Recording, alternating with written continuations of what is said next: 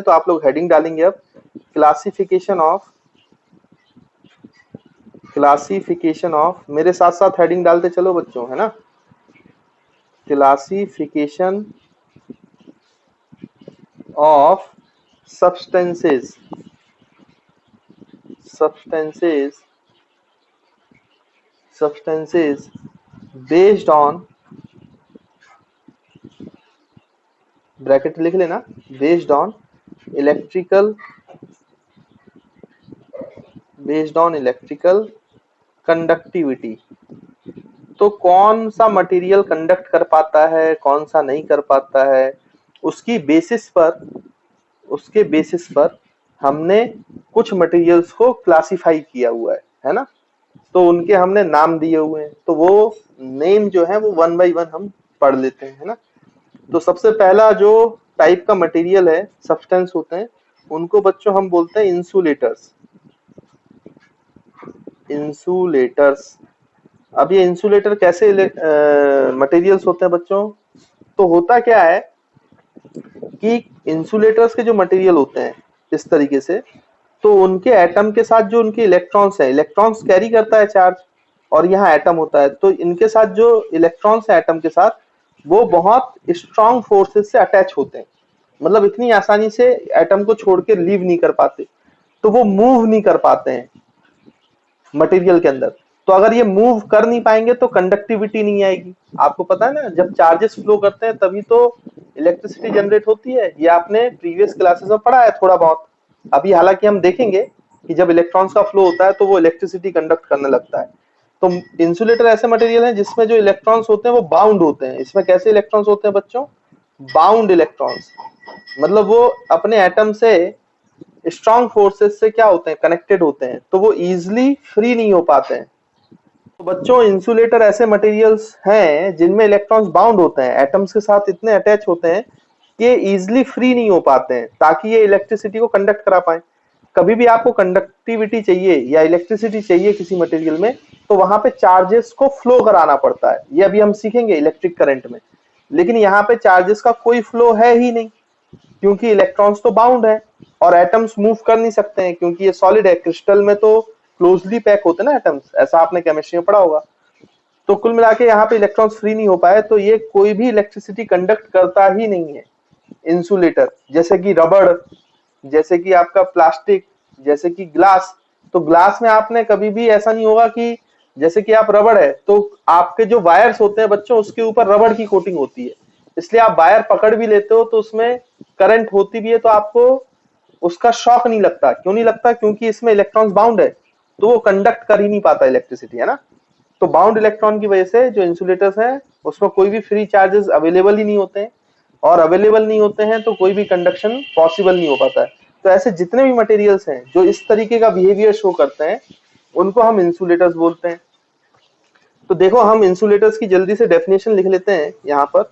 इसमें लिखा जाएगा materials these materials these materials do not conduct electricity. These material do not conduct electricity do not conduct electricity. This is because this is because this is because there are there are no free charges. There are no free charges no free charges available available due to bound electrons due to bound electrons due to bound electrons for conduction for conduction of electricity for conduction of electricity, है ना बच्चों। In these materials, तो ऐसे materials आपके insulators कहलाते हैं ना, insulators. अब इसके एग्जाम्पल क्या क्या हैं, तो एग्जाम्पल भी हम लिख लेते हैं।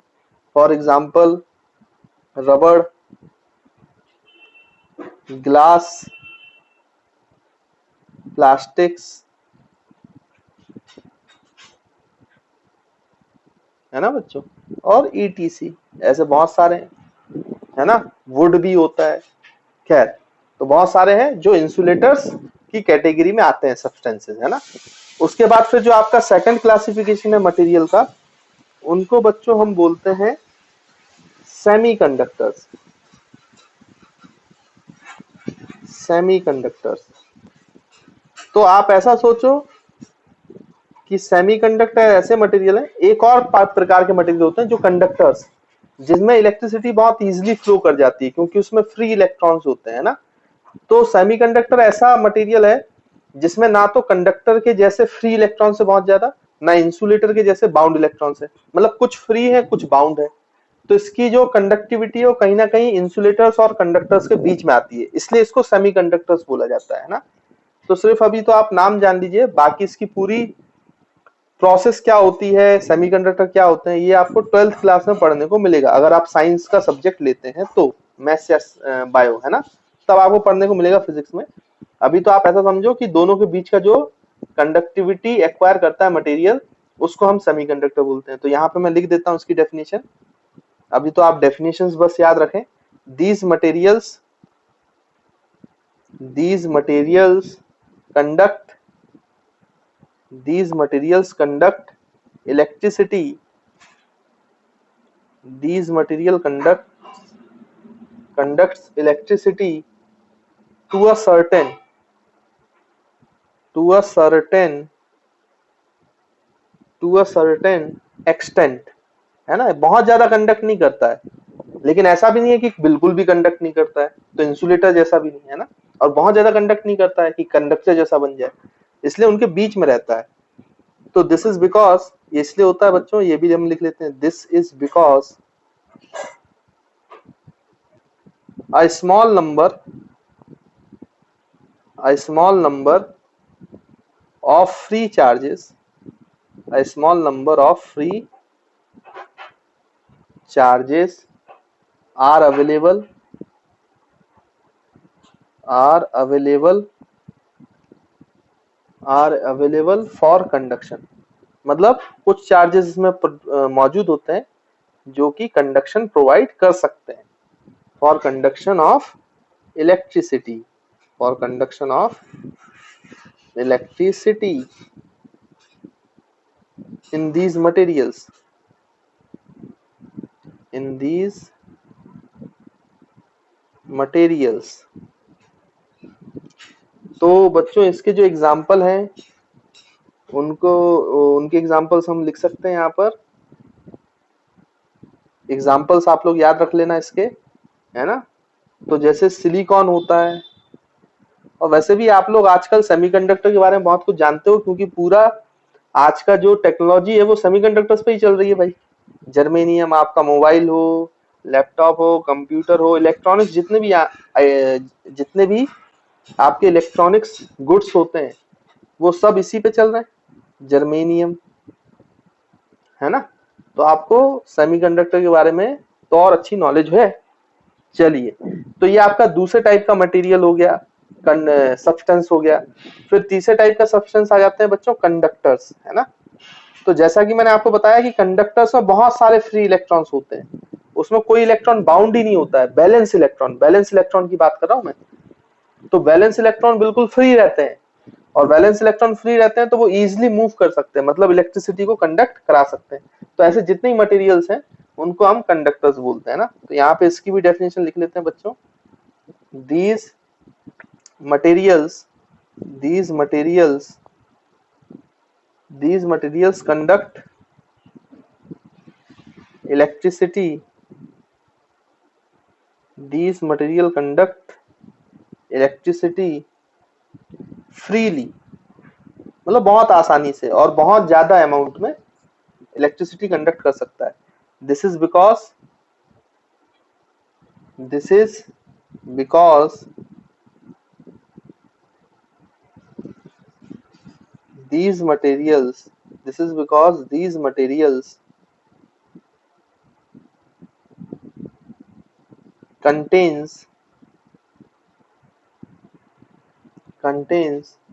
billions billions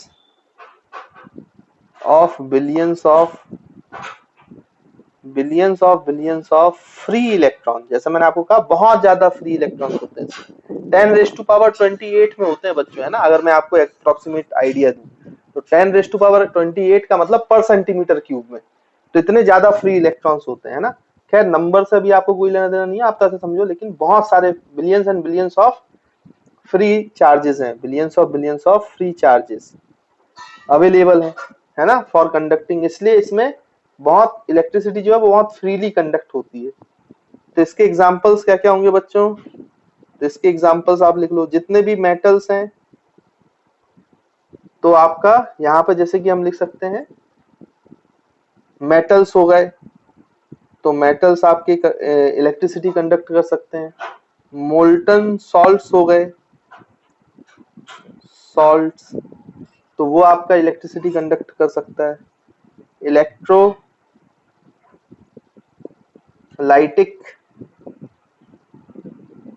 इलेक्ट्रोलाइटिक बच्चों सॉल्यूशंस हो गए, है ना।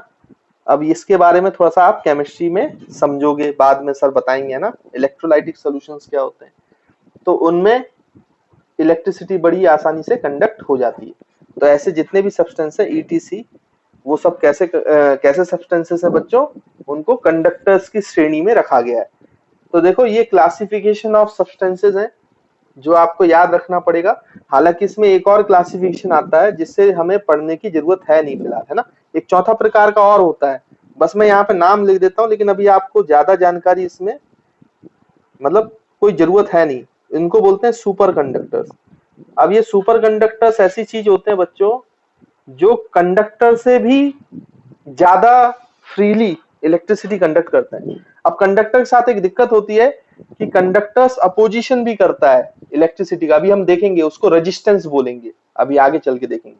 लेकिन सुपर कंडक्टर्स में आपका रेजिस्टेंस जीरो हो जाता है एट वेरी लो टेम्परेचर, तो उसमें कोई रेजिस्टेंस ही नहीं होता। यानी कि आपने एक बार इलेक्ट्रिसिटी प्रोवाइड कर दी तो आपकी एनर्जी खपत ही नहीं होगी, रेजिस्टेंस उसको डेसिपेट करेगा ही नहीं।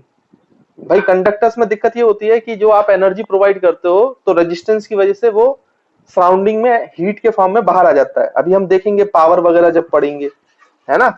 तो कंडक्टर्स में लगातार आपको सोर्स प्रोवाइड करते रहना पड़ता है एनर्जी का, तभी वहां पे इलेक्ट्रिसिटी मेंटेन रहती है। लेकिन सुपर कंडक्टर के साथ ऐसा नहीं है। अगर सुपर कंडक्टर्स की बात करें तो वो ऐसे कंडक्टर्स होते हैं जिनमें आपने एक बार इलेक्ट्रिसिटी दे दी तो वो चलता जाएगा, तो फिर पावर की रिक्वायरमेंट होगी ही नहीं, है ना।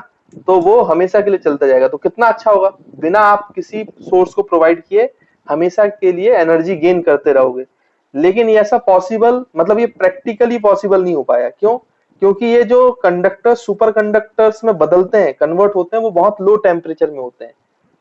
उतना लो टेम्परेचर मेंटेन करना पॉसिबल नहीं है। जैसे आपको मैं एग्जांपल के लिए बोलूं तो जैसे माइनस आपको जाना पड़ेगा 270 डिग्री सेल्सियस, तो -270 डिग्री सेल्सियस में कैसे भाई आप कंडक्टर को मेंटेन करोगे। तो जहां पे वायरिंग लगाओगे वहां पे -270 डिग्री सेल्सियस अगर मेंटेन करोगे, 270 डिग्री सेल्सियस माइनस में, तो इंसान ही नहीं रह पाएगा वहां, तो इतनी ज्यादा ठंड हो जाएगी।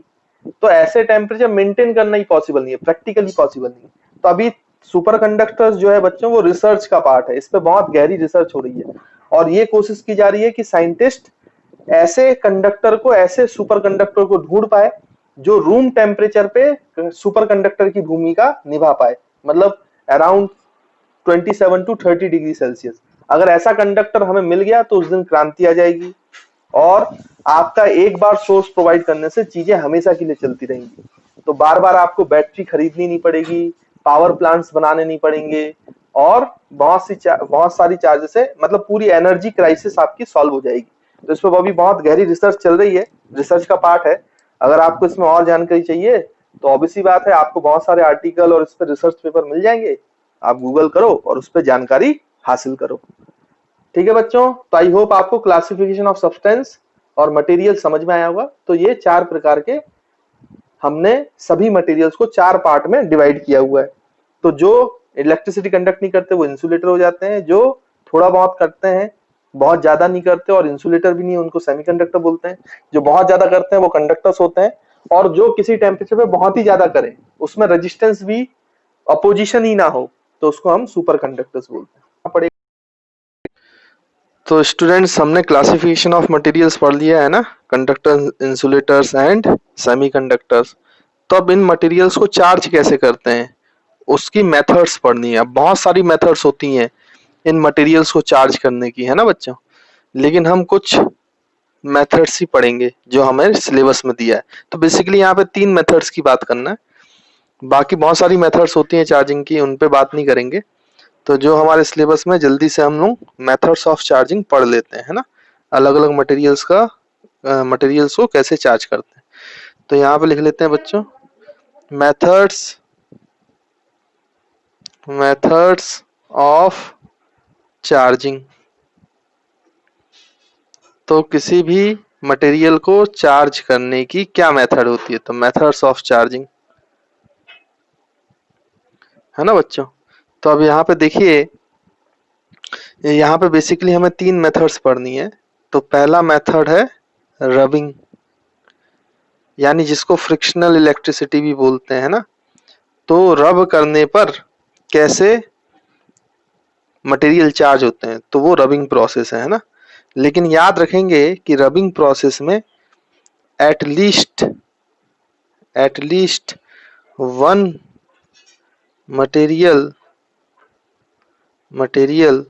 Must be insulator. तो जब आप चार्जिंग कर रहे हो रबिंग प्रोसेस से, तो याद रखेंगे कि उस प्रोसेस में कम से कम एक मटेरियल, जिन 2 मटेरियल को रब करोगे आप, फ्रिक्शन दोगे, उनमें से एक मटेरियल कैसा होना चाहिए बच्चों, इंसुलेटर, तभी रबिंग एप्लीकेबल है। 2 कंडक्टर्स अगर आप ले लोगे तो उनके बीच में रबिंग प्रोसेस पॉसिबल नहीं हो पाएगी। अगर 2 इंसुलेटर ले लोगे तो हो जाएगी, एक इंसुलेटर एक कंडक्टर ले लोगे तो भी हो जाएगी, बट दोनों कंडक्टर नहीं होने चाहिए। ऐसा क्यों, वो अभी हम प्रोसेस समझेंगे तो आपको समझ में आ जाएगा।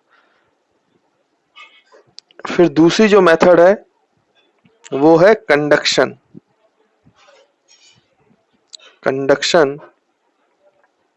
या फिर उसी को बोलते हैं कांटेक्ट मेथड। कंडक्शन या फिर बच्चों कांटेक्ट मेथड, है ना। तो आई थिंक ये बात आपको क्लियर है। फिर थर्ड जो मेथड होती है, एक एक करके हम इसको पढ़ेंगे। तो तीसरी मेथड होती है इंडक्शन। बट ये जो 2 मेथड है, कंडक्शन या इंडक्शन या कांटेक्ट मेथड, ये एप्लीकेबल है फॉर कंडक्टर्स नॉट इंसुलेटर्स, है ना, एप्लीकेबल फॉर कंडक्टर्स ओनली। ऐसा क्यों बोल रहा हूं, इन 2 मेथड से आप इंसुलेटर्स को वो नहीं कर सकते बच्चों, इंसुलेटर्स को आप क्या नहीं कर पाओगे, चार्ज नहीं कर पाओगे, है ना। इन 2 प्रोसेस से सिर्फ कंडक्टर्स को चार्ज कर पाओगे, जबकि रबिंग से आप इंसुलेटर चार्ज कर सकते हो, है ना। अब ऐसा क्यों, ये तो हम प्रोसेस, ये मेथड्स हम पढ़ेंगे तो उसमें समझ जाएंगे कि ये दोनों सिर्फ कंडक्टर्स के लिए क्यों है। फिर रबिंग में कम से कम एक जो मटेरियल है वो इंसुलेटर क्यों होना चाहिए।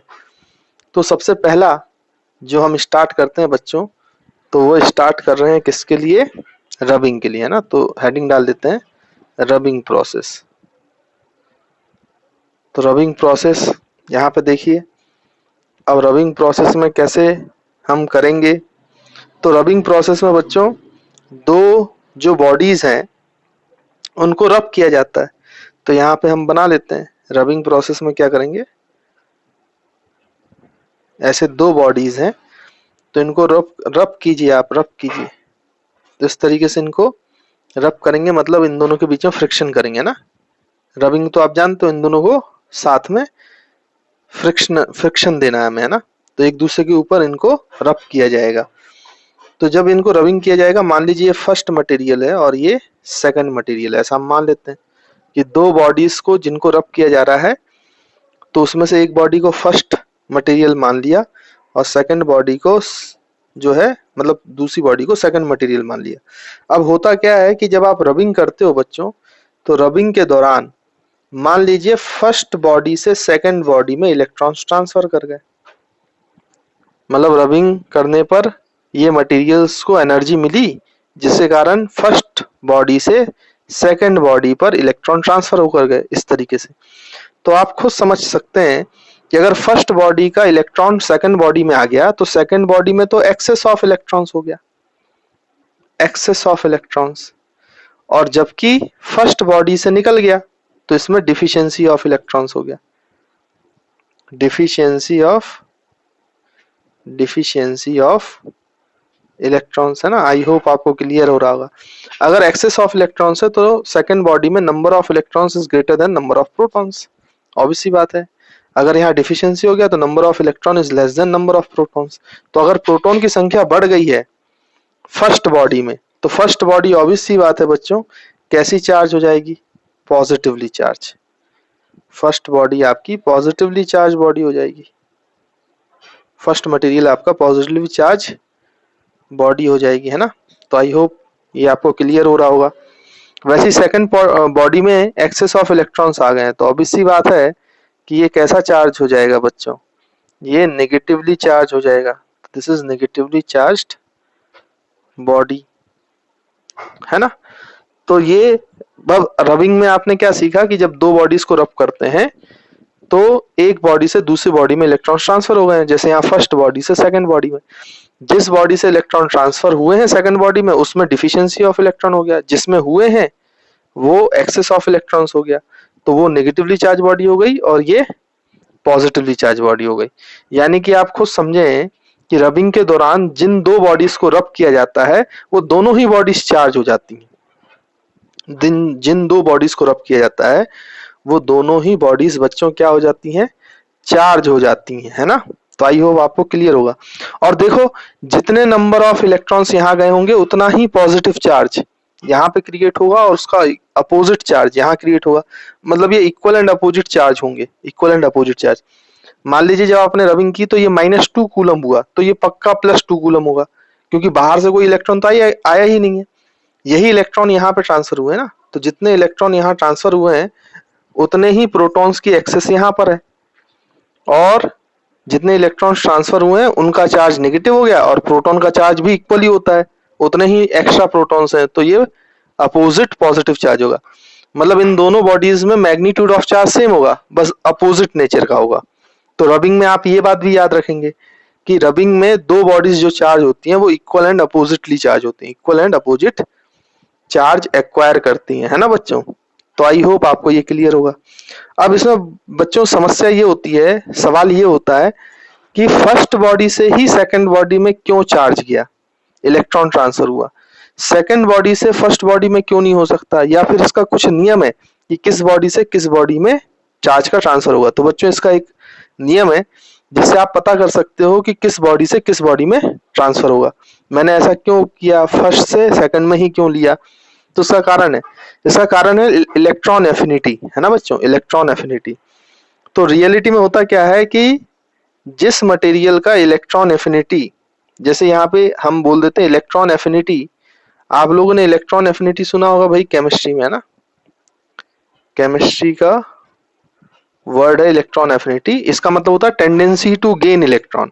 इसका मतलब जिस मटेरियल की इलेक्ट्रॉन एफिनिटी ज्यादा होती है उस मटेरियल की ताकत भी ज्यादा होती है इलेक्ट्रॉन को एक्वायर करने की, मतलब वो ज्यादा स्ट्रांगली इलेक्ट्रॉन को एक्वायर कर सकता है।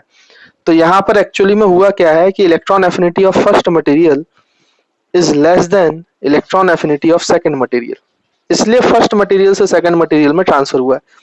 यहाँ पे इलेक्ट्रॉन रखने की ताकत किसकी ज्यादा है, इलेक्ट्रॉन खींचने की ताकत, टेंडेंसी किसकी ज्यादा है, tendency to gain electron, electron को लेने की ताकत किसकी ज्यादा है, सेकंड मटेरियल की। इलेक्ट्रॉन एफिनिटी यही बताता है। तो सेकंड मटेरियल की इलेक्ट्रॉन एफिनिटी फर्स्ट मटेरियल से ज्यादा है, इसलिए उसने फर्स्ट मटेरियल से रबिंग के दौरान एनर्जी क्रिएट कराकर उसने क्या कर दिया बच्चों, इलेक्ट्रॉन अपनी तरफ खींच लिए, इसलिए फर्स्ट मटेरियल से सेकंड मटेरियल में इलेक्ट्रॉन्स गए हैं। हालांकि किताबों में आप देखेंगे तो थोड़े से हायर टर्म्स से बताया जाता है, वर्क फंक्शन के टर्म्स में ना, तो वो बाद में हम देखेंगे मॉडर्न फिजिक्स में, अभी उसकी कोई जरूरत नहीं है। अगर अभी किताबों में लिखा है तो आप स्किप कर सकते हो। वर्क फंक्शन हमें समझ में आएगा जब हम मॉडर्न फिजिक्स स्टार्ट करेंगे, है ना। तो जब आपका वो dual nature of matter and radiation chapter start होगा ना, फोटो इलेक्ट्रिक इफेक्ट, उसमें देखा जाएगा। अभी तो आप सिंपल भाषा में समझ लो कि इलेक्ट्रॉन एफिनिटी जिस मटेरियल की ज्यादा है उसमें इलेक्ट्रॉन्स आएंगे रबिंग के दौरान, और जिसकी कम है उससे आएंगे। यहाँ पे फर्स्ट की कम थी सेकंड में, इसलिए फर्स्ट से सेकंड मटेरियल में इलेक्ट्रॉन का ट्रांसफर हुआ है। अगर फर्स्ट का ज्यादा होता इलेक्ट्रॉन एफिनिटी, सेकंड का कम होता तो सेकंड से फर्स्ट में हो जाता। तो आई होप बच्चों आपको ये बात क्लियर हुई होगी, है ना। तो ये रूल है कि कौन सा बॉडी नेगेटिवली चार्ज होगा और कौन सा बॉडी पॉजिटिवली चार्ज होगा, ये आप पता कर सकते हो उनकी इलेक्ट्रॉन एफिनिटीज को देखकर समझकर, है ना बच्चों। तो ये आई होप आपको रबिंग प्रोसेस क्लियर है। तो जो मेन पॉइंट्स मैंने आपको बोले हैं वो हम लिख लेते हैं। अच्छा, इसमें एक बात और है कि अगर दो सेम मटेरियल को या फिर दो डिफरेंट मटेरियल्स को आप रब करते हो बट उनकी इलेक्ट्रॉन एफिनिटी सेम है, तो सेम मटेरियल्स हैं तो ऑब्वियस सी बात है उनकी इलेक्ट्रॉन एफिनिटी तो सेम होगी ही। और अगर कैसे मटेरियल है बच्चों, डिफरेंट मटेरियल्स हैं बट उनकी इलेक्ट्रॉन एफिनिटी सेम है, तो फिर क्या होगा, फिर वो अगर हम उनको रब करेंगे तो चार्ज होंगे कि नहीं होंगे, तो बच्चों कभी भी चार्ज नहीं होंगे। अगर दो सेम इलेक्ट्रॉन एफिनिटी वाले मटेरियल हैं तो उनका चार्जिंग पॉसिबल ही नहीं है, वो चार्ज होंगे ही नहीं चाहे आप कितना भी रब कर लो। इसलिए आप जब सेम मटेरियल्स को रब करते हो तो चार्जिंग होती ही नहीं है ना, उसमें चार्ज होता ही नहीं। या फिर दो डिफरेंट मटेरियल्स हैं बट उनकी इलेक्ट्रॉन एफिनिटी करोगे तो उनकी इलेक्ट्रॉन खींचने की ताकत बराबर है, तो कोई भी मटेरियल दूसरे मटेरियल से इलेक्ट्रॉन ले नहीं पाएगा, तो चार्जिंग पॉसिबल हो ही नहीं पाएगी। तो सेम मटेरियल्स को रब करने पर या फिर दो डिफरेंट मटेरियल्स को रब करने पर जिनकी इलेक्ट्रॉन एफिनिटी सेम हो, कभी भी रबिंग से चार्जिंग हो ही नहीं सकती, पॉसिबल ही नहीं। मटेरियल घिस जाएगा रबिंग करते हुए, खराब हो जाएगा, बट चार्ज एक्वायर नहीं करेगा। चार्ज के लिए इलेक्ट्रॉन एफिनिटी डिफरेंट डिफरेंट होना जरूरी है ना बच्चों। तो आई होप आपको ये बात क्लियर होगी। तो हम यहाँ पे इन पॉइंट्स को लिख लेते हैं बच्चों। तो यहाँ पे आप लिख सकते हैं फर्स्ट पॉइंट। तो फर्स्ट पॉइंट में हम लोग लिख लेते हैं यहाँ पर कि electrons during rubbing process, during rubbing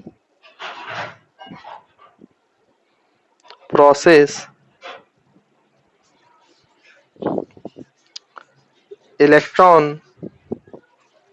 is transferred, electrons is transferred from material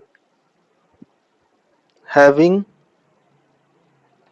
lower electron affinity to the material having higher electron affinity, है ना बच्चों। जिसका लोअर है और जिसका हाइयर है, तो लोअर से हाइयर इलेक्ट्रॉन एफिनिटी की तरफ आपके इलेक्ट्रॉन फ्लो करेंगे, हाइयर इलेक्ट्रॉन एफिनिटी, है ना। तो बच्चों आई होप आपको ये पॉइंट क्लियर होगा।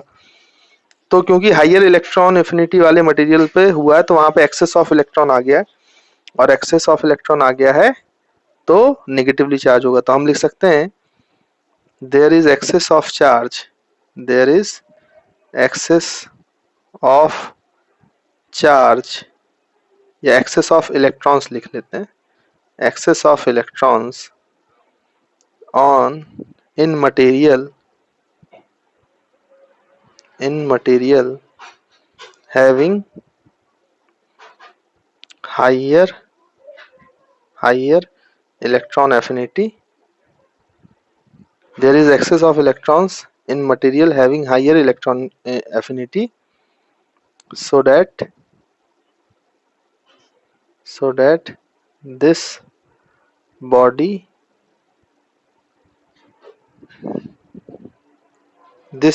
is negatively charged body, this body is negatively charged। तो ये जो बॉडी है जिसकी हाइयर इलेक्ट्रॉन एफिनिटी वो नेगेटिवली चार्ज हो जाएगा, है ना बच्चों। फिर थर्ड पॉइंट में क्या लिख सकते हैं कि there is deficiency deficiency of electrons in material having lower electron affinity so that this body is positively charged। तो ये जो बॉडी है लोअर इलेक्ट्रॉन एफिनिटी वाली, बच्चों ये कैसी चार्ज हो जाएगी? पॉजिटिवली चार्ज हो जाएगी, है ना। तो आई होप आपको ये वाले पॉइंट्स क्लियर होंगे। फिर उसके बाद एक और इम्पोर्टेंट पॉइंट जो मैंने आपको बोला कि रबिंग प्रोसेस के दौरान दोनों बॉडी जो चार्ज एक्वायर करती है वो equal and opposite charge acquire करती है। तो उसको भी लिख सकते हैं, during rubbing process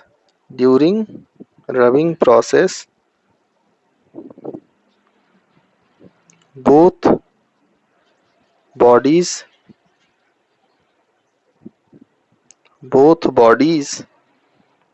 acquire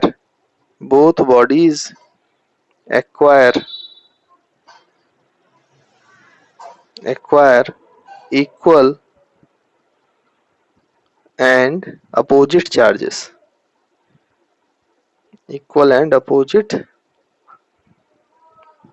charge.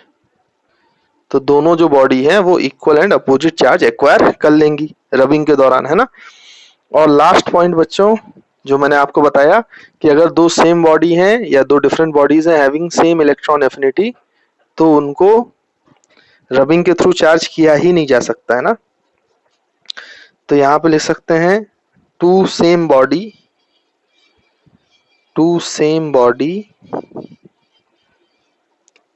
bodies or different bodies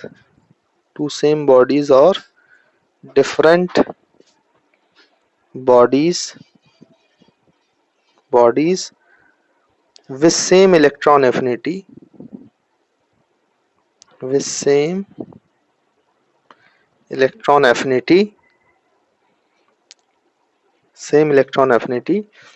does not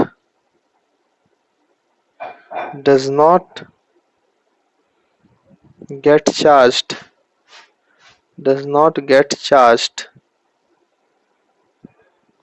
by rubbing process,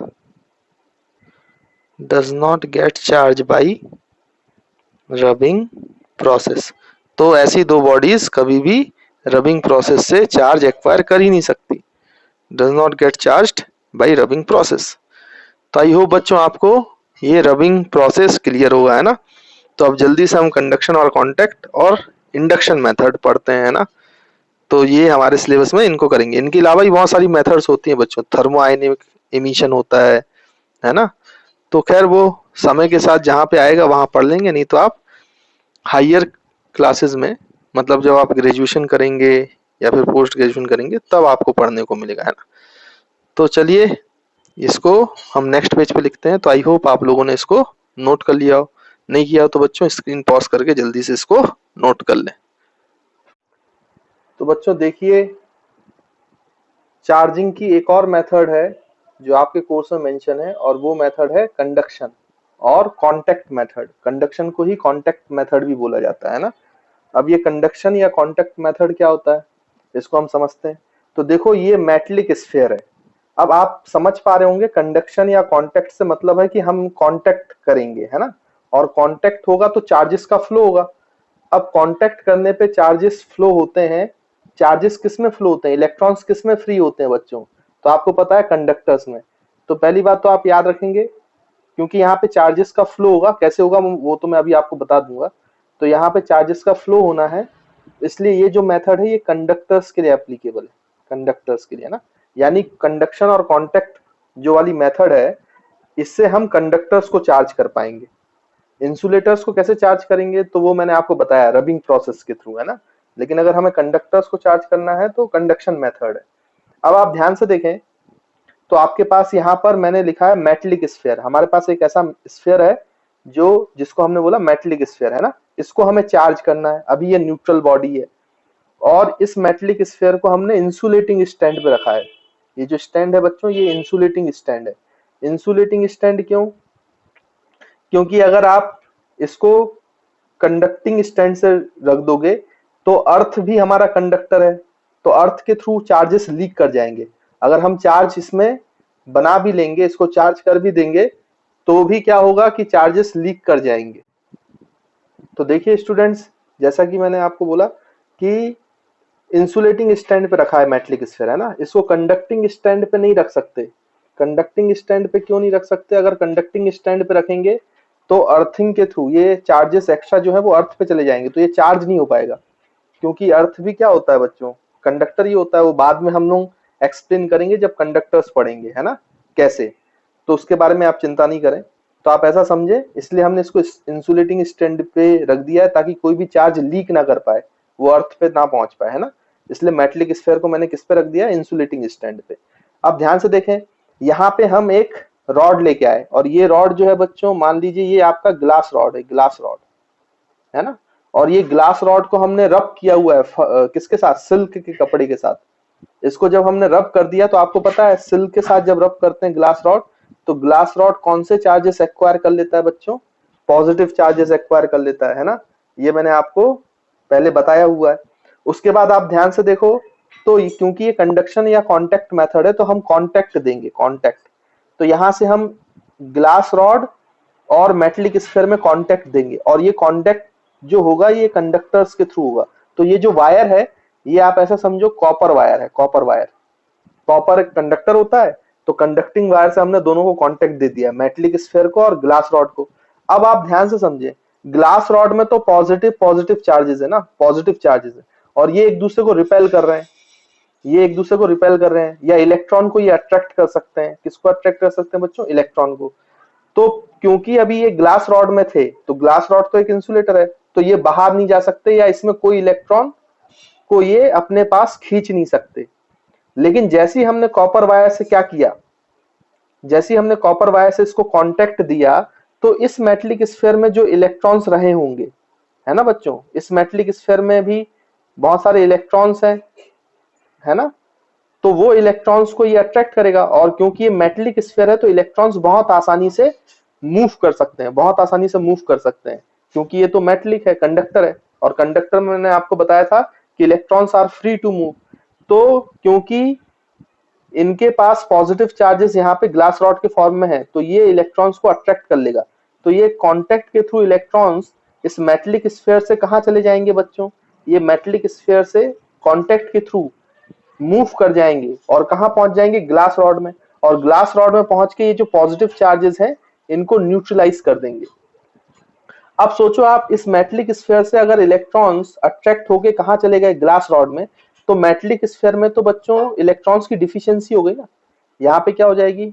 deficiency of electrons, deficiency of electron, यानी इलेक्ट्रॉन्स कम हो जाएंगे, और इलेक्ट्रॉन्स कम हो गए तो प्रोटॉन्स ज्यादा हो जाएंगे। तो इसमें इलेक्ट्रॉन्स की कमी आने की वजह से ये जो बॉडी है कैसी चार्ज हो जाएगी बच्चों? पॉजिटिवली। अब हम इस मेटलिक स्फीयर को अगर देखेंगे इंसुलेटिंग स्टैंड पर, तो क्योंकि इसमें से इलेक्ट्रॉन निकल गए हैं, तो इलेक्ट्रॉन की संख्या कम हो गई है, प्रोटॉन्स ज्यादा हो गए हैं। तो ये जो मेटलिक स्फीयर है, ये कैसा चार्ज हो जाएगा बच्चों? पॉजिटिवली चार्ज हो जाएगा, है ना। इस तरीके से मेटलिक स्फीयर चार्ज हो जाएगा बाई कौन सी मेथड? Conduction method. अगर यहाँ पे मैं पॉजिटिव चार्ज रॉड की जगह अगर नेगेटिव चार्ज रॉड लेके आता, नेगेटिव चार्ज, तो सोचो इसमें ये जो इलेक्ट्रॉन्स है ये रिपेल कर रहे थे, एक दूसरे से दूर भागना चाहते हैं, लेकिन क्योंकि ये अभी बाहर एयर है, तो ये इस मटेरियल से बाहर नहीं जा सकते। लेकिन सोचो अगर यहाँ पे मेटलिक स्फीयर होता और उस स्टैंड पे रख देता, और फिर मैं यहाँ पे कॉपर वायर से कनेक्ट कर देता, कांटेक्ट दे देता, तो अब इन इलेक्ट्रॉन्स के पास रास्ता है कि इस कॉपर वायर के थ्रू ये कहाँ चले जाएं? रिपेल होकर इस मेटल में। तो यहां से वो रिपेल होके कहाँ आ जाएंगे बच्चों? इस मटेरियल में आ जाएंगे। तो ये बॉडी कैसी हो जाएगी बच्चों? Negatively charge. यानी सोचो आपको अगर कांटेक्ट मेथड से, कंडक्शन मेथड से अगर चार्ज करना है बॉडी को, तो पॉजिटिवली अगर चार्ज करना है आपको, पॉजिटिवली चार्ज, तो आपको कैसी रॉड लेके आनी पड़ेगी? पॉजिटिवली चार्ज रॉड लेके आनी होगी। तब बॉडी, मेटलिक बॉडी कैसी चार्ज हो जाएगी बच्चों? Positively charge. और अगर आपको कांटेक्ट मेथड से, कंडक्शन मेथड से नेगेटिवली चार्ज करना है, तो बच्चों आपको कैसी बॉडी लेके आनी पड़ेगी? नेगेटिवली चार्ज बॉडी लेके आनी पड़ेगी। तो कांटेक्ट मेथड से आप मेटलिक स्फीयर को कैसा चार्ज कर सकते हो, नेगेटिवली चार्ज। और इसमें देखो बच्चों इलेक्ट्रॉन का ट्रांसफर हो रहा है मटेरियल में। और ऐसा किस में होता है, किस मटेरियल में होता है, इलेक्ट्रॉन्स मूव किस में करते हैं, कंडक्टर्स में। इसलिए मैंने आपको कहा क्योंकि यहाँ पे इलेक्ट्रॉन्स को मूव कराना है तो ऐसा इंसुलेटर्स में नहीं हो सकता, ऐसा सिर्फ किस में हो सकता है, कंडक्टर्स में। इसलिए कॉन्टैक्ट और कंडक्शन मेथड सिर्फ एप्लीकेबल है किसके लिए बच्चों, कंडक्टर्स के लिए, है ना, इंसुलेटर्स के लिए एप्लीकेबल नहीं है। तो आई होप आपको कंडक्शन मेथड क्लियर होगी। तो देखिए स्टूडेंट्स, हम लोगों ने अभी कंडक्शन मेथड पढ़ लिया है ना, अब हमें इंडक्शन मेथड पढ़ना है ना। अब ये इंडक्शन मेथड क्या होता है, तो इंडक्शन का मतलब, पहले कंडक्शन का मतलब कांटेक्ट था, इंडक्शन का मतलब नो कांटेक्ट।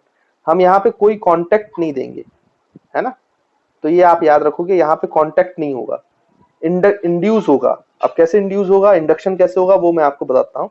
यहाँ पे देखो, जैसे ये आपका मेटेलिक स्फीयर है और यही वो इंसुलेटिंग स्टैंड है। एमएस का मतलब मेटेलिक स्फीयर और आईएस का मतलब इंसुलेटिंग स्टैंड। अब फिर से हम क्या करें कि यहाँ पे ग्लास रॉड लेके आए रब्ड विथ सिल्क। तो आपको पता है ये ग्लास रॉड कैसा होगा बच्चों, पॉजिटिवली चार्ज होगा। अब ये पॉजिटिवली चार्ज रॉड जो है, ग्लास रॉड है, वो हमने कांटेक्ट नहीं किया है। अब हम यहाँ पे कांटेक्ट के साथ नहीं रख रहे हैं ना, कंडक्शन में कांटेक्ट दिया था, इंडक्शन में कांटेक्ट नहीं रखेंगे। लेकिन सोचो, जैसे हम ये पॉजिटिवली चार्ज ग्लास रॉड इस मेटेलिक स्फीयर के पास लाएंगे तो ये पॉजिटिव चार्ज तो इलेक्ट्रॉन्स को अट्रैक्ट करेंगे भाई, किसके पास आ जाए, इलेक्ट्रॉन्स, क्योंकि इलेक्ट्रॉन्स से तो ये दोस्ती करना चाहते हैं, तो इलेक्ट्रॉन्स को अपनी तरफ खींच लेंगे। तो इस मेटेलिक स्फीयर में जो फ्री इलेक्ट्रॉन्स हैं वो इधर आ जाएंगे इस एंड पर, पास में, क्योंकि ये जो ग्लास रॉड का पॉजिटिव चार्जेस है वो इलेक्ट्रॉन्स को अट्रैक्ट कर रहा है। और क्योंकि ये मेटल है तो इलेक्ट्रॉन्स बहुत इजीली मूव कर सकते हैं, फ्री होते हैं ना, तो मूव कर लेते हैं, तो ये क्लोज आ जाएंगे, ग्लास रॉड के क्लोज आ जाएंगे। और जबकि जो पॉजिटिव चार्जेस है वो ग्लास रॉड के दूर चले जाएंगे, क्योंकि ये रिपेल करता है पॉजिटिव पॉजिटिव। तो हुआ क्या कि ये मेटेलिक स्फीयर अभी चार्ज नहीं हुआ है बच्चों, ये चार्ज नहीं है, बस इसमें जो चार्जेस थे वो सेपरेट हो गए, नेगेटिव चार्ज एक साइड आ गए और पॉजिटिव चार्ज एक साइड आ गए। तो नेगेटिव चार्ज एक साइड आना और पॉजिटिव चार्ज एक साइड आना, इसी को बोलते हैं इंडक्शन। इसको क्या बोलते हैं बच्चों, इंडक्शन। ऐसे चार्जेस को सेपरेट कर पाना, हमने एक ग्लास रॉड से ऐसे चार्जेस को सेपरेट कर पाया। और ये सेपरेशन किस में हो पाया बच्चों, कंडक्टर्स में, इंसुलेटर में नहीं हो सकता। कंडक्टर्स में इसलिए हो सकता है क्योंकि electrons are free to move. तो आपको ये भी समझ में आ रहा होगा कि जो ये इंडक्शन प्रोसेस है ये भी किसके लिए वैलिड है, कंडक्टर्स के लिए, किसी और में नहीं लगेगा, ये इंसुलेटर्स में नहीं लगेगा। तो इंडक्शन मेथड भी आपका कंडक्टर्स के लिए वैलिड है। तो यहाँ पे हमने क्या किया, चार्ज को सेपरेट कर दिया, इसी को हम बोलते हैं इंडक्शन। और बाद में हम जब डाई इलेक्ट्रिक पढ़ेंगे तो ये जो प्रोसेस है चार्ज को सेपरेट करने वाली, इसको हम बोलेंगे पोलराइजेशन। खैर अभी उसकी चिंता नहीं करते हैं, वो हम कैपेसिटर्स में पढ़ेंगे। तो यहाँ पे जैसे ही हमने ग्लास रॉड लाया, मेटेलिक स्फीयर था, तो ग्लास रॉड के पॉजिटिव चार्ज किसको अट्रैक्ट कर रहे थे, इलेक्ट्रॉन्स को, और रिपेल कर रहे थे पॉजिटिव चार्जेस को। तो दूसरे एंड पर, दूर वाले एंड पर पॉजिटिव चार्जेस इकट्ठा हो गए और पास वाले एंड पर आपके इलेक्ट्रॉन्स इकट्ठा हो गए। अभी ये बॉडी चार्ज नहीं है, इसमें जितने अमाउंट का नेगेटिव चार्ज है उतने ही अमाउंट का पॉजिटिव चार्ज है, बस उनके बीच में सेपरेशन हुआ है बच्चों। क्या हुआ है, सेपरेशन। तो इस बात का आप खास तौर पे ध्यान देंगे।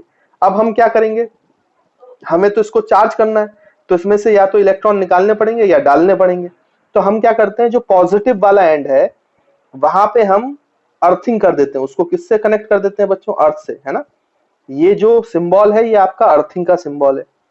जब मैं कंडक्टर्स पढ़ाऊंगा वहां पे आपको अर्थिंग बताऊंगा, तो वहां पे और डिटेल में अर्थिंग पे बात करेंगे। मैंने इसको अर्थ से कनेक्ट कर दिया, और अर्थ भी एक बड़ा कंडक्टर है। अब इन पॉजिटिव चार्ज को न्यूट्रलाइज होने के लिए इलेक्ट्रॉन चाहिए। तो जैसे ही हमने अर्थिंग किया तो ये इलेक्ट्रॉन ले लेगा, कहां से ले लेगा, अर्थ से। तो ये अर्थ से इलेक्ट्रॉन को ले लेगा, अर्थ से इलेक्ट्रॉन लेने के बाद ये जितने पॉजिटिव चार्ज हैं ये सब न्यूट्रलाइज हो गए, यानी अर्थ से इस मटेरियल में एक्स्ट्रा इलेक्ट्रॉन आ गए, एक्स्ट्रा इलेक्ट्रॉन। तो यहाँ पे क्या हो गई बच्चों, एक्सेस ऑफ इलेक्ट्रॉन, है ना। अर्थ से एक्स्ट्रा इलेक्ट्रॉन आ गए, ये जो पॉजिटिव चार्ज सेपरेट हुए थे इन्होंने इलेक्ट्रॉन्स को खींच लिया अर्थ से, तो यहाँ पे एक्सेस ऑफ इलेक्ट्रॉन्स हो गया। और अगर एक्सेस ऑफ इलेक्ट्रॉन्स हो गया तो ये मटेरियल कैसा हो जाएगा बच्चों, ये मटेरियल आपका नेगेटिवली चार्ज हो जाएगा, है ना। तो फिर बाद में क्या होगा, जैसे ही आपने अर्थिंग किया तो ये पॉजिटिव चार्ज न्यूट्रलाइज हो गई, इसमें एक्स्ट्रा इलेक्ट्रॉन आ गए।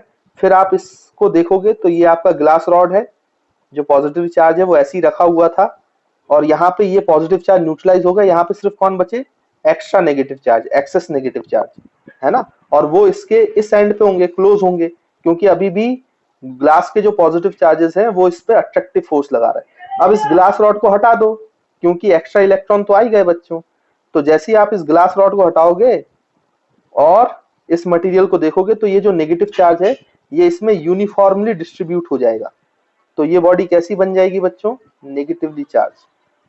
और इसमें ये जो चार्ज है इसका कैसा डिस्ट्रीब्यूशन हो जाएगा बच्चों, यूनिफॉर्म डिस्ट्रीब्यूशन, यूनिफॉर्म डिस्ट्रीब्यूशन।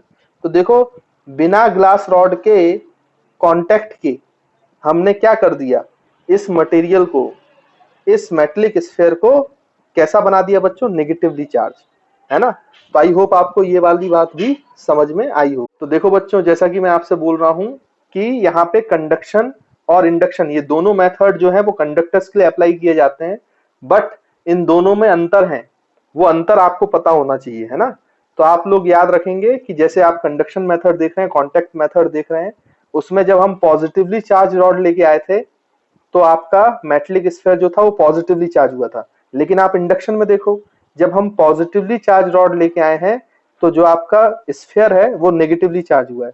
मतलब सेम रॉड, जो रॉड का चार्ज है वही सेम चार्ज एक्वायर करता है जब हम कंडक्शन मेथड अप्लाई करते हैं, और जो रॉड का चार्ज है उसका अपोजिट चार्ज एक्वायर करता है जब हम इंडक्शन मेथड अप्लाई करते हैं, है ना। तो इस बात का खास तौर पे ध्यान देना, ये कंडक्शन और इंडक्शन मेथड पर मेन डिफरेंस है। और बाकी के डिफरेंस भी आप बता सकते हो कि कंडक्शन में कांटेक्ट है, इंडक्शन में कांटेक्ट नहीं हुआ है, कंडक्शन में आपका कोई अर्थिंग नहीं हुई थी लेकिन इंडक्शन में आपकी अर्थिंग हुई थी, है ना। तो ये आप बहुत इजीली बता सकते हो। चलिए, तो अब हम नेक्स्ट चीज पे आते हैं। देखो इंडक्शन मेथड से ना, अभी तो मैंने आपको इंडक्शन मेथड से बताया कि एक मेटेलिक स्फीयर को आप कैसे चार्ज कर सकते हो, है ना। लेकिन इंडक्शन मेथड से एक काम और होता है, इसलिए इंडक्शन मेथड को ज्यादा यूज किया जाता है कि आप साइमल्टेनियसली दो बॉडीज को इंडक्शन मेथड से चार्ज कर सकते हो। देखो यहाँ पे लिखा है we can charge two bodies simultaneously by induction method. वो कैसे किया जा सकता है वो मैं आपको बताता हूँ। और वंस अगेन यहाँ पे मैंने इंसुलेटिंग स्टैंड नहीं बनाया है, लेकिन ये मेटेलिक स्फीयर है और ये इंसुलेटिंग स्टैंड पे ही रखे हुए हैं। और यहाँ पर जब हम दो बॉडीज को चार्ज कर रहे होंगे तो हमें अर्थिंग की भी जरूरत नहीं पड़ेगी। कैसे, वो मैं आपको समझाता हूँ। तो देखिए, हमने दो मेटेलिक स्फीयर को कांटेक्ट में रखा है, कांटेक्ट में, आपस में कांटेक्ट में रखा है, चार्ज रॉड के साथ कांटेक्ट में नहीं रखा है, इसलिए है तो इंडक्शन ही प्रोसेस, है ना।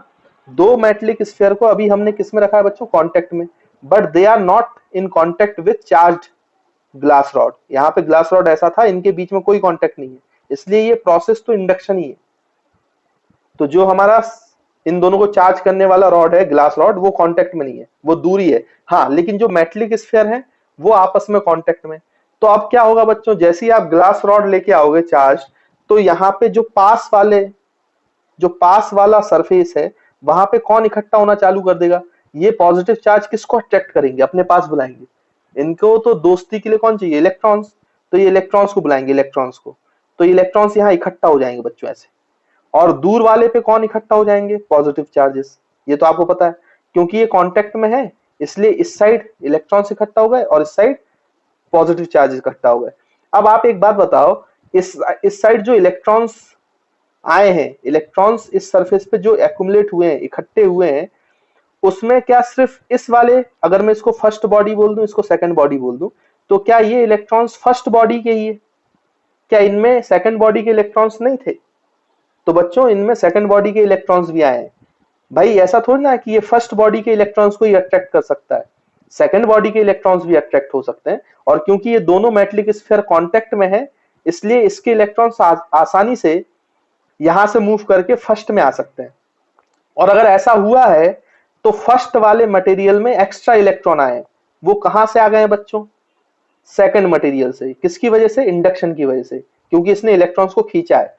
तो इलेक्ट्रॉन का ट्रांसफर कहां से कहां हुआ बच्चों, सिर्फ यहाँ पे एक्युमुलेशन ऑफ इलेक्ट्रॉन्स जो हुआ है वो सिर्फ फर्स्ट बॉडी का नहीं है, सेकंड बॉडी से भी एक्युमुलेशन हुआ है, कुछ इलेक्ट्रॉन सेकंड बॉडी से भी आए। तो आपको पता चल रहा है कि इसमें एक्सेस हो गई इलेक्ट्रॉन्स की, excess of electrons first body में, और इलेक्ट्रॉन सेकंड बॉडी से फर्स्ट बॉडी में आए हैं। तो यहाँ पर क्या हो गई होगी बच्चों, डिफिशियंसी हो गई है इलेक्ट्रॉन्स की, डिफिशियंसी ऑफ इलेक्ट्रॉन्स, है ना। तो यहाँ पे पॉजिटिवली चार्ज हो गया है और ये नेगेटिवली चार्ज हो गया। लेकिन अभी ये बच्चों ये कांटेक्ट में है, अगर अब आप ग्लास रॉड को हटा दोगे ना तो जो इलेक्ट्रॉन इससे यहाँ पे आए थे वो वापस यहाँ पहुंच जाएंगे, तो फिर से न्यूट्रल हो जाएंगे। इसलिए इस ग्लास रॉड को नहीं हटाना है, अभी नहीं हटाएंगे हम। अब इन दोनों में हम क्या करेंगे, सेपरेशन लाएंगे, बीच में एयर लाएंगे, ताकि जो इलेक्ट्रॉन सेकंड मटेरियल से फर्स्ट मटेरियल में आए हैं वो वापस सेकंड मटेरियल में ना जा पाए। तो देखो हमने इनके बीच में गैप ले आया, ग्लास रॉड को वैसे ही रखा रहा, उसको नहीं हटाना है, पहले इन दोनों को सेपरेट करना है।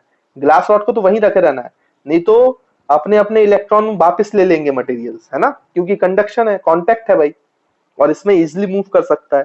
तो यहाँ पे क्या हुआ, एक्स्ट्रा इलेक्ट्रॉन्स आ गए हैं जो इस सरफेस पे रहेंगे ग्लास रॉड के पॉजिटिव चार्जेस के पास, और यहाँ पे डिफिशियंसी हो गई थी तो पॉजिटिव चार्ज ऐसे आ गए और ये रिपेल करके दूर वाली सरफेस पे रहेंगे, है ना बच्चों। अब इनके बीच में गैप कर दिया, तो जो एक्स्ट्रा इलेक्ट्रॉन यहाँ आ गए थे वो वापस अब सेकंड मटेरियल में नहीं जा सकते। तो अब हम किसको रिमूव कर सकते हैं, ग्लास रॉड को। तो अब ग्लास रॉड को रिमूव कर दो, तो इसमें एक्स्ट्रा इलेक्ट्रॉन आ गए नेगेटिवली चार्ज, तो वो इस सरफेस पे आ जाएंगे, और इसमें डिफिशियंसी हो गई थी तो पॉजिटिव चार्ज भी पास पास आ जाएंगे। क्योंकि अब आपने ग्लास रॉड को हटा दिया तो इन दोनों में कैसा फोर्स लगेगा, अट्रैक्टिव फोर्स, क्योंकि ये पॉजिटिव चार्ज है और ये नेगेटिव चार्ज है। तो देखो ये इस वाली सरफेस से यहाँ पे आ गए, पास पास आ गए, पहले दूर दूर थे। दूर दूर की वजह क्या थी कि पहले ग्लास रॉड था, लेकिन जैसे ही ग्लास रॉड को रिमूव किया तो ये पास पास आ गए। अब क्योंकि बीच में एयर है तो ये अपने मटेरियल में वापस नहीं आ सकते, है ना। और उसके बाद फिर इन दोनों को आइसोलेट कर दो, दूर दूर ले जाओ, है ना। ये दोनों स्फीयर को हमने आइसोलेटेड कर दिया, दूर दूर ले गए। तो ये वाली बॉडी हो गई नेगेटिवली चार्ज, फर्स्ट बॉडी जो है, और ये इसमें कैसा डिस्ट्रीब्यूशन हो जाएगा बच्चों, यूनिफॉर्म डिस्ट्रीब्यूशन हो जाएगा। और ये बॉडी हो जाएगी आपकी पॉजिटिवली चार्ज, और इसमें भी कैसा डिस्ट्रीब्यूशन हो जाएगा, यूनिफॉर्म डिस्ट्रीब्यूशन, है ना बच्चों। तो इस तरीके से आप देखो हमने साइमल्टेनियसली एक इंडक्शन प्रोसेस से दो बॉडीज को अपोजिटली चार्ज कर लिया, एक बॉडी को नेगेटिवली चार्ज कर लिया और दूसरी बॉडी को पॉजिटिवली चार्ज कर लिया।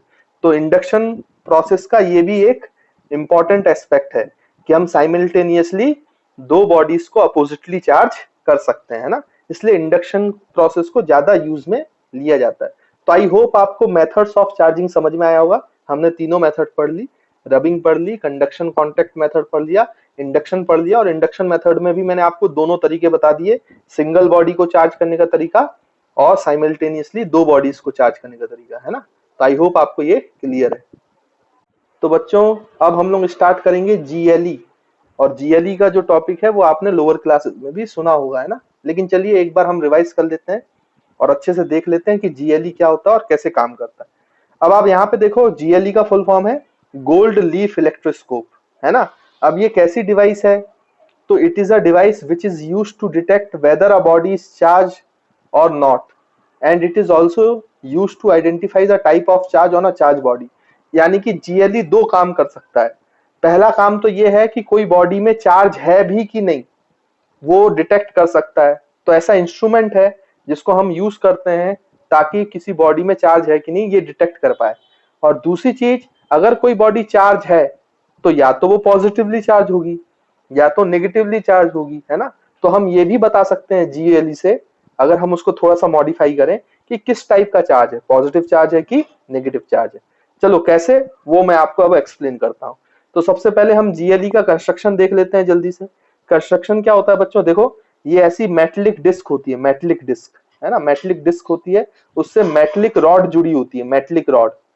और इस रॉड पर ऐसे दो लीफ्स जुड़े होते हैं। लीफ्स मतलब ऐसा समझो जैसे एल्यूमिनियम फॉइल होती है ना, तो एल्यूमिनियम फॉइल जैसी आप दो पत्तियां काट लो, लेकिन ये एल्यूमिनियम की फॉइल नहीं होगी, गोल्ड की फॉइल होगी, तो ये गोल्ड लीफ्स कहलाती है ना।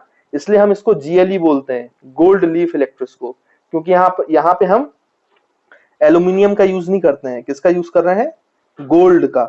हालांकि आप एल्यूमिनियम का भी यूज कर सकते हो, तब भी आपको रिजल्ट मिल जाएगा, लेकिन गोल्ड का यूज करते हैं। क्यों करते हैं मैं अभी आपको थोड़ी देर में बताऊंगा कि गोल्ड का यूज करना क्यों ज्यादा बेनिफिशियल है। उसके बाद ये जो पूरा सिस्टम है, तो ये जो गोल्ड लीव्स हैं बच्चों ये बहुत पतली होती हैं। क्या होता है कि जितनी ज्यादा ये पतली लीव्स होंगी ना, उतने कम चार्जेस को आप बहुत अच्छे से आइडेंटिफाई करोगे। क्यों ऐसा बोल रहा हूं मैं, क्योंकि ये जो गोल्ड लीव्स है इसका डिफ्लेक्शन होता है। जब हम कोई चार्ज बॉडी लेके आएंगे ना तो इनमें डिफ्लेक्शन होगा। और आप सोचो कि कम से कम चार्ज पे ये डिफ्लेक्शन अच्छा से अच्छा कब होगा, जब ये लीव्स बहुत पतली हो। ऑब्वियस सी बात है, जब ये लीव्स बहुत पतली होंगी तो ऑब्वियस सी बात है कि कम से कम चार्ज पे भी ये आसानी से डिफ्लेक्ट हो पाएंगी और हमारा जो इंस्ट्रूमेंट है वो डिटेक्ट कर पाएगा चार्ज को। और सबसे पतला, सबसे थिन किस मटेरियल को बनाया जा सकता है? अब आप याद करो, सबसे थिन जो शीट होती है वो गोल्ड की बनाई जा सकती है। आपने ऐसा केमिस्ट्री में भी पढ़ा होगा, जब आपने पिछले साल 11th में एटॉमिक स्ट्रक्चर पढ़ा होगा, तो रदरफोर्ड ने जब एक्सपेरिमेंट किया था, रदरफोर्ड अल्फा स्कैटरिंग पार्टिकल्स का जो एक्सपेरिमेंट था, तो वहां पर स्कैटरिंग के लिए आपने कौन सी फॉइल यूज की थी रदरफोर्ड ने? उसको गोल्ड गोल्ड फॉइल एक्सपेरिमेंट भी बोलते हैं ना। गोल्ड की फॉइल यूज की गई थी। क्यों की गई थी? क्योंकि उसको सबसे पतली फॉइल चाहिए थी, और सबसे पतली फॉइल किसकी बनाई जा सकती है बच्चों? गोल्ड की, जैसा कि मैंने आपको बताया। इसलिए अगर इसकी सेंसिटिविटी अच्छी रखनी है, कम से कम चार्ज को डिटेक्ट कर पाए, तो इसको पतले से पतला फॉइल बनाना पड़ेगा, लीव्स बनानी पड़ेंगी, और वो गोल्ड की पॉसिबल है, इसलिए हम गोल्ड लीफ बोल रहे हैं। हालांकि आप एल्यूमिनियम की फॉइल से भी इसको बना सकते हो, आप चाहे तो यहाँ पे आयरन की फॉइल भी लगा सकते हो, लेकिन फिर वो उतनी अच्छी सेंसिटिविटी नहीं देगा जितना कौन देगा? गोल्ड लीव्स वाला। इसलिए गोल्ड लीव्स का यूज किया जाता है और इसको गोल्ड लीफ इलेक्ट्रोस्कोप बोला जाता है। और क्योंकि ये फॉइल बहुत पतली होती है और डिफ्लेक्शन से पता चलता है कि कोई बॉडी चार्ज है कि नहीं, तो अगर आप इसको ऐसी रख दोगे तो हवा से भी डिफ्लेक्ट हो जाएंगे, एयर से। हवा चली और डिफ्लेक्ट हो गए, इसलिए ऐसे डिफ्लेक्ट ना हो, इसलिए हम इसको एयर टाइट कर देते हैं, यानी एक ग्लास जार में बंद कर देते हैं, ताकि यह ट्रांसपेरेंट भी रहे, हम इन गोल्ड फॉइल के डिफ्लेक्शन को देख भी पाए, और ये किसी भी चीज से इंटरेक्ट ना कर पाए, एयर पार्टिकल से इंटरेक्ट ना कर पाए, है ना। और यहाँ पे देखो, इस ग्लास को एयर टाइट करने के लिए हम यहाँ से कॉर्क लगा देते हैं और उससे टाइट कर देते हैं। कॉर्क आप लोगों ने देखा होगा केमिस्ट्री लैब में, है ना, जब आप सॉल्यूशन वगैरह डालते हैं तो वहां पे बिल्कुल एयर टाइट हो जाए तो वहां पे आप कॉर्क का यूज करते हैं ना, रबड़ का बना होता है बेसिकली, तो एयर टाइट हो जाता है। तो आई होप आपको कंस्ट्रक्शन क्लियर होगा गोल्ड लीफ इलेक्ट्रोस्कोप का, जीएलई का, है ना। अब ये वर्किंग कैसे करता है, कैसे आइडेंटिफाई करता है कि कोई बॉडी चार्ज है कि नहीं है, कि न्यूट्रल है, वो हम देखते हैं। तो इसको बोलेंगे हम बेसिक वर्किंग, है ना। अब आप याद रखेंगे कि बेसिक वर्किंग में हम बॉडी को मेटलिक डिस्क के साथ कांटेक्ट में लाएंगे, कांटेक्ट में। तो मैंने यहाँ पे कंस्ट्रक्शन में अच्छे से डायग्राम बना दिया है, और यहाँ पे मैं सिर्फ समझाने के लिए बनाया है, इसलिए मैंने मेटलिक डिस्क को ऐसे फ्लैट करके बना दिया है ना, और ये आपकी लीव्स है। अब मान लीजिए कि जब आपका टच नहीं कर रहा था, तो ये जो गोल्ड फॉइल थी या गोल्ड लीव्स थी, वो किसी एंगल पे ऐसे ऑलरेडी बनी हुई थी, है ना। अब हम जब इस बॉडी को चार्ज बॉडी से टच करेंगे तो ये गोल्ड लीफ में डिफ्लेक्शन आएगा। कैसे आएगा मैं आपको समझाता हूं। तो देखिए, जब आप न्यूट्रल बॉडी लेके आए, न्यूट्रल बॉडी,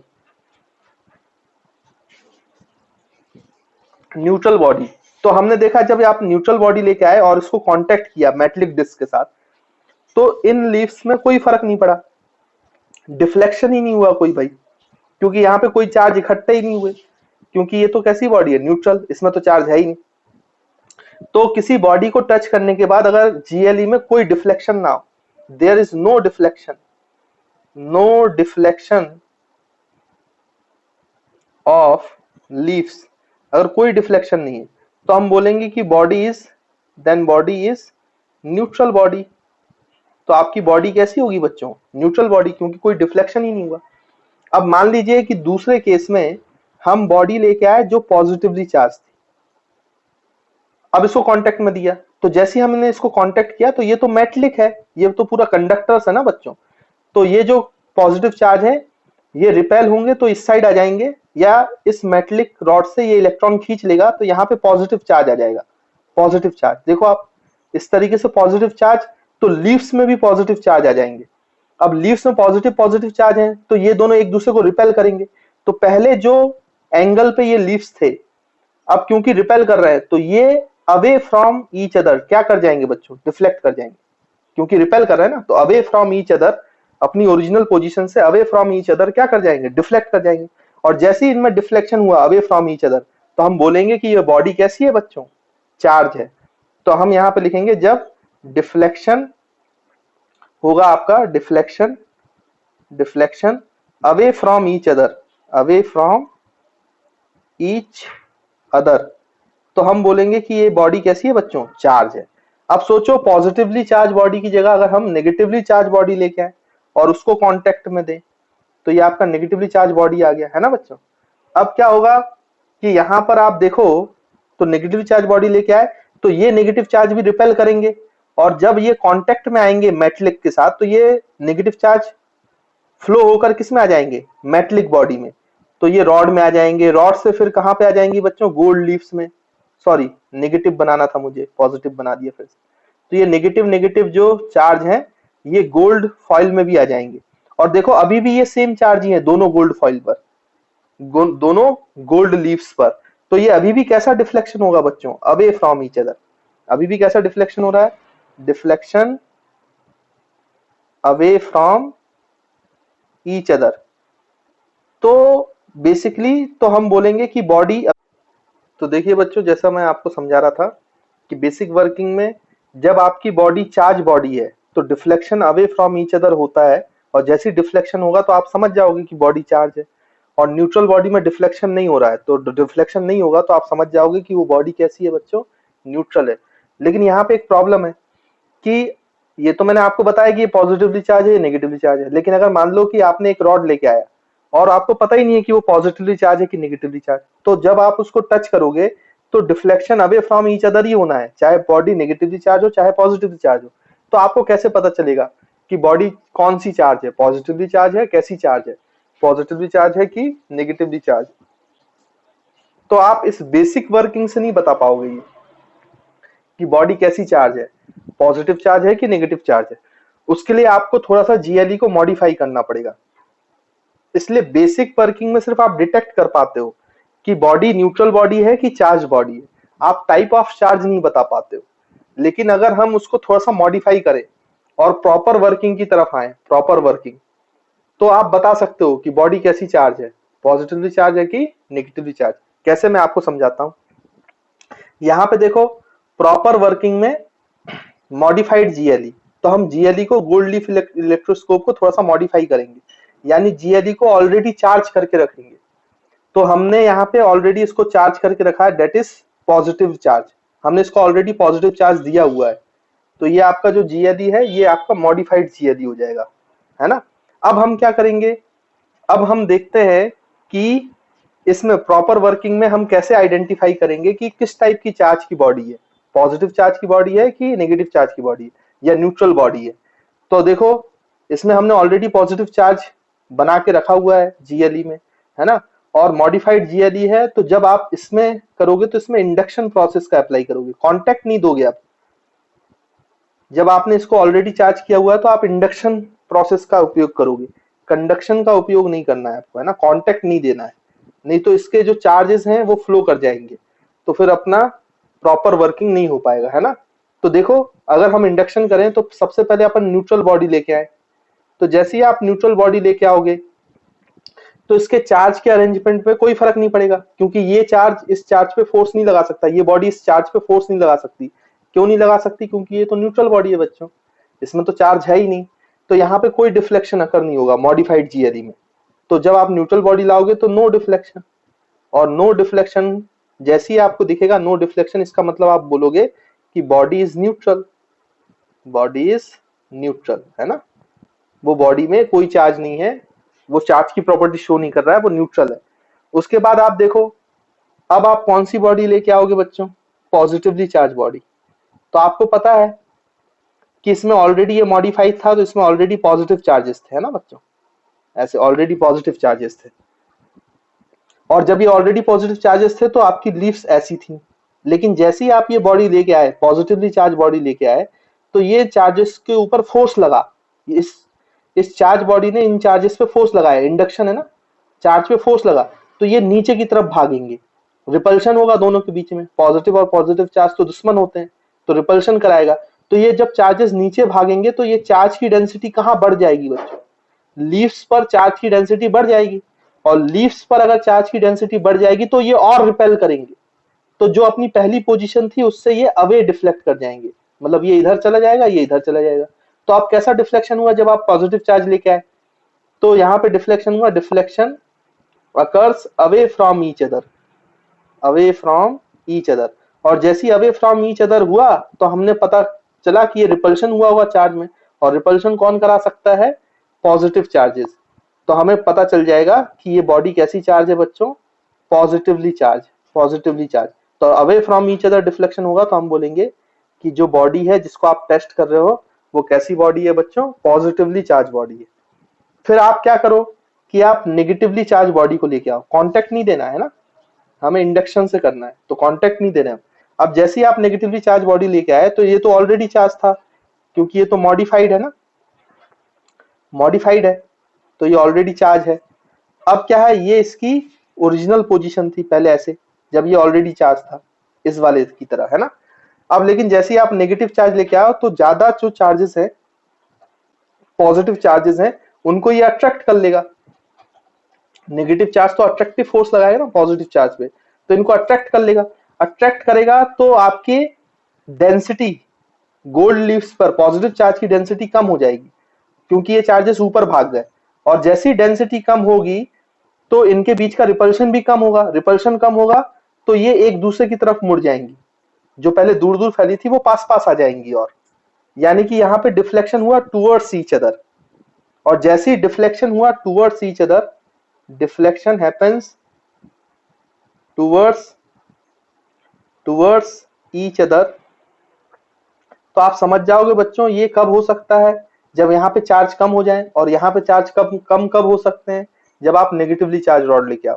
तो हम समझ जाएंगे कि जो हमारी बॉडी है वो कैसी चार्ज है बच्चों, नेगेटिवली चार्ज। ठीक, तो प्रॉपर वर्किंग में आप मॉडिफाइड जीएलई का यूज करोगे। मॉडिफाइड में आप पहले से बॉडी को, जीएलई को चार्ज करके रखोगे, जैसे हमने यहाँ पे पॉजिटिवली चार्ज करके रखा था। तो न्यूट्रल बॉडी लेके आए तो कोई डिफ्लेक्शन नहीं हुआ, तो हमने बोल दिया कि बॉडी इज न्यूट्रल। फिर जब आप पॉजिटिवली चार्ज रॉड लेके आए तो इसमें डेंसिटी और बढ़ गई रिपल्शन के कारण, जिसके कारण deflection away from each other हुआ, इसलिए हम बोलेंगे कि बॉडी पॉजिटिवली चार्ज है। और जब आप नेगेटिवली चार्ज बॉडी लेके आए, रॉड लेके आए, तो ये इसने अट्रैक्ट कर लिया, तो डेंसिटी जो है पॉजिटिव चार्जेस की लीव्स पर वो कम हो गई, तो रिपल्शन भी कम हो गया, तो वो दोनों एक दूसरे की तरफ आ गए। मतलब डिफ्लेक्शन हुआ लेकिन अब टूवर्ड्स ईच अदर हुआ, और टूवर्ड्स ईच अदर डिफ्लेक्शन हुआ तो हम समझ जाएंगे कि नेगेटिवली चार्ज बॉडी है ना बच्चों। तो इस तरीके से हम ये भी बता पाएंगे कि कोई बॉडी कैसी चार्ज है, पॉजिटिवली चार्ज है कि नेगेटिवली चार्ज। लेकिन वो हम प्रॉपर वर्किंग में बता सकते हैं, बेसिक वर्किंग में सिर्फ ये बता सकते हैं कि बॉडी चार्ज है कि नहीं है ना बच्चों। तो इस बात का आप खास तौर पे ध्यान रखेंगे। तो देखिए बच्चों, मैंने आपको प्रॉपर वर्किंग भी समझा दिया, और मैं आपको यहाँ पे बता दूं एक चीज और, कि कभी ऐसा पूछा जाए कि मॉडिफाइड जीएलई में deflection away from each other हो रहा है, तो इसका मतलब ये नहीं है कि पॉजिटिवली चार्ज है। वो इस केस में जब आपने मॉडिफिकेशन कैसा किया है, पॉजिटिव चार्जेस से। अगर इसी मॉडिफिकेशन को आप नेगेटिव चार्ज करते, हम जीएलई को ऐसे भी तो मॉडिफाई कर सकते थे कि पहले हम इसको नेगेटिवली चार्ज कर देते, तब अगर आप पॉजिटिवली चार्ज बॉडी लेके आते ना तो डिफ्लेक्शन टूवर्ड्स ईच अदर होता, और नेगेटिवली चार्ज लेके बॉडी लेके आते तो deflection away from each other होता, है ना। तो deflection away from each other में पॉजिटिवली चार्ज बॉडी है, नेगेटिवली चार्ज बॉडी है, ये इस बात पे डिपेंड करता है कि आपका जीएलई जो मॉडिफाई किया गया है वो कैसे मॉडिफाई किया है, पॉजिटिव चार्जेस से मॉडिफाई किया गया है कि नेगेटिव चार्जेस से मॉडिफाई किया गया। तो यहां मैंने आपको जैसी सिचुएशन पॉजिटिव चार्ज के थ्रू मॉडिफाई करके बताया है, आप ये तीनों डायग्राम घर पर होमवर्क करेंगे और खुद से बनाएंगे, जब आप जीएलई को कैसा मॉडिफाई करेंगे नेगेटिव चार्जेस के साथ। और फिर आप देखना जब आप पॉजिटिव चार्ज लेके आओगे तो यहाँ पे डिफ्लेक्शन जो होगा वो टूवर्ड्स ईच अदर होगा, और जब नेगेटिवली चार्ज बॉडी लेके आओगे तो deflection away from each other होगा। तो आई होप आपको ये बात भी क्लियर होगी। तो ये हमारा पूरा जीएलई का कंसेप्ट है, गोल्ड लीफ इलेक्ट्रोस्कोप का कंसेप्ट है ना। तो आई होप आपको ये समझ में आया होगा।